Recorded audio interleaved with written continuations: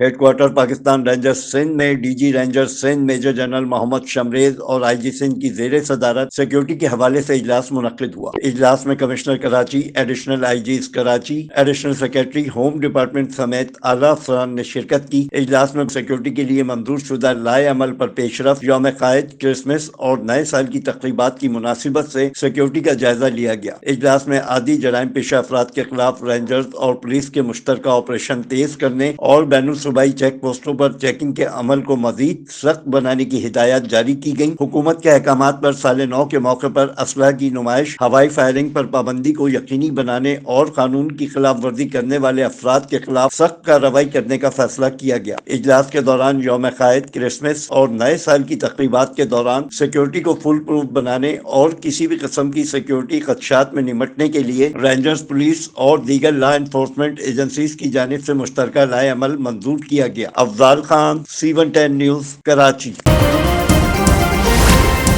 C110 news, خبر کی اصل خبر۔